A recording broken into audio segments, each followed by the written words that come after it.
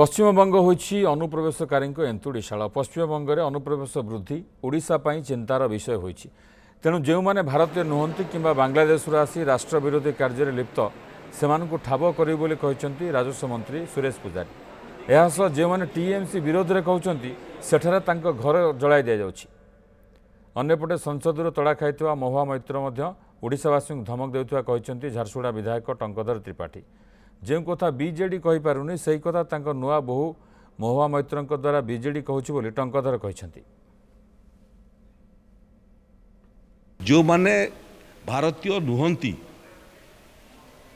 ସେମାନଙ୍କୁ ଆମେ ଠାବ କରିବୁ ଏବଂ ମୂଳତଃ ସେଇମାନଙ୍କୁ ଠାବ କରିବୁ ଯେଉଁମାନେ ବାଂଲାଦେଶରୁ ଆସିଛନ୍ତି ଏବଂ ଏଠି ଆତଙ୍କବାଦୀ ମାନଙ୍କର ଆଶ୍ରୟସ୍ଥଳୀ ହେଇଛନ୍ତି, ଆତଙ୍କ କରିବା ପାଇଁ ଚେଷ୍ଟା କରୁଛନ୍ତି, ରାଷ୍ଟ୍ର ବିରୋଧୀ କାମ କରିବା ପାଇଁ ଚେଷ୍ଟା କରୁଛନ୍ତି, ସେମାନଙ୍କୁ ଠାବ କରିବୁ।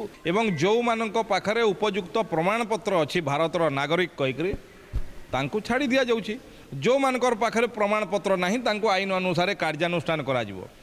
ମହୁଆ ମୈତ୍ରଙ୍କର କଥାର କୌଣସି ସେ ପଶ୍ଚିମବଙ୍ଗରେ ତୃଣମୂଳ କଂଗ୍ରେସ ନିଜର ଭୋଟ ବ୍ୟାଙ୍କ ବନେଇବା ପାଇଁ କାହାକୁ ଯଦି ଫର୍ଜି କାଗଜ ଦେଇଥିବ ଆଉ ତାକୁ ଚାହିଁବ ଯେ ଓଡ଼ିଶାର ଭାରତୀୟ ଜନତା ପାର୍ଟିର ସରକାର ତାକୁ ସାର୍ଟିଫାଏ କରୁ, ସେଥିରୁ ସେ ଦୂରରେ ରୁହନ୍ତୁ, ହେବ ନାହିଁ।